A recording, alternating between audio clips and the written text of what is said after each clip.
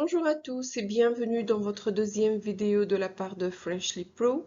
Encore une vidéo orientée TCF Canada et cette fois-ci on va s'occuper un tout petit peu plus de l'expression orale avec les 3 erreurs les plus communes que je vois avec les étudiants au niveau de cette épreuve d'expression orale. Avant de commencer avec les erreurs, comme d'habitude, juste un petit récapitulatif sur les tâches de l'oral. En fait, lors de votre examen, vous aurez 3 tâches. La tâche 1, c'est se présenter. Aussi simple que ça dure 2 minutes et c'est fait sans préparation. La tâche 2, c'est une interaction quotidienne, une sorte de dialogue entre vous et l'examinateur. Elle dure 5 minutes 30 en tout. Il y a 2 minutes de préparation, puis 3 minutes 30 de discussion.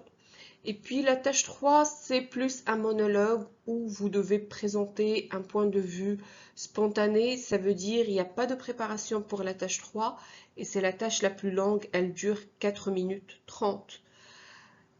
Qu'attend un correcteur lors de vos 3 tâches de l'expression orale?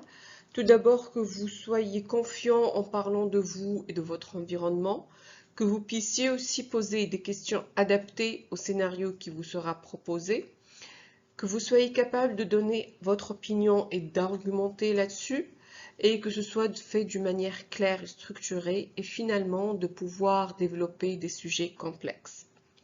Passons aux erreurs maintenant. La première erreur, c'est ce que j'appellerais le discours récité. Pour la tâche 1, c'est une tâche où vous devez vous présenter. Il y a une grande tentation pour les étudiants de préparer leur présentation et puis de la réciter de manière mécanique, de manière robotique. Aucun changement de l'intonation de la voix, aucune interaction avec l'examinateur. Et ça dénote que ce n'est pas naturel. Et puis, si jamais à un certain moment, l'examinateur vous interrompt pour poser une question, avoir plus d'informations sur n'importe quelle information que vous êtes en train de donner, là, vous perdez complètement le fil et vous êtes incapable de continuer.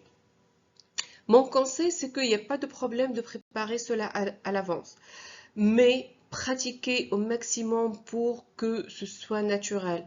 Retenez les mots-clés et puis les 5 thèmes où vous devez un tout petit peu présenter des informations telles que la ville où vous vivez, votre travail, vos passions, vos familles, et puis pourquoi pas annoncer pourquoi vous apprenez le français.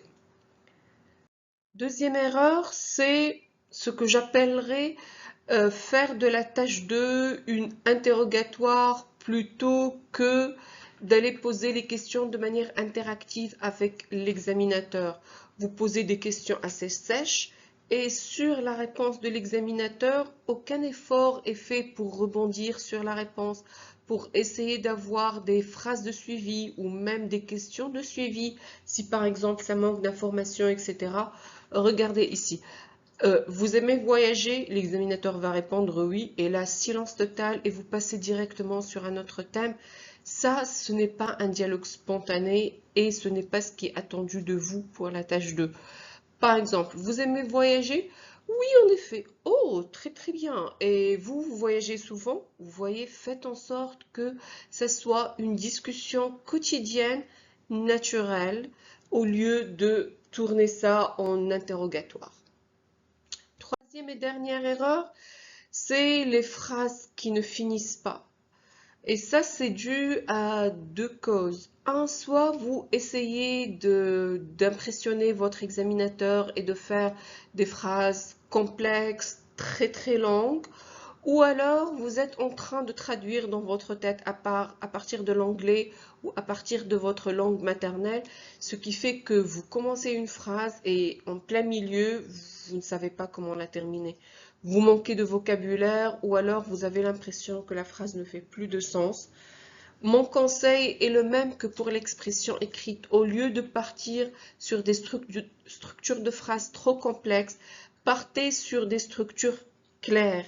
La clarté, elle bat la complexité toujours.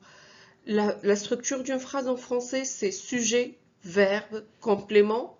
Ajoutez un connecteur et partez sur votre prochaine phrase. C'est beaucoup, beaucoup mieux. Encore une fois, un petit rappel, c'est que dans le lien de cette vidéo, vous allez trouver aussi un guide PDF gratuit pour les 10 connecteurs logiques essentiels pour réussir votre TCF. Et puis, vous pouvez le trouver aussi sur le site Frenchly Pro.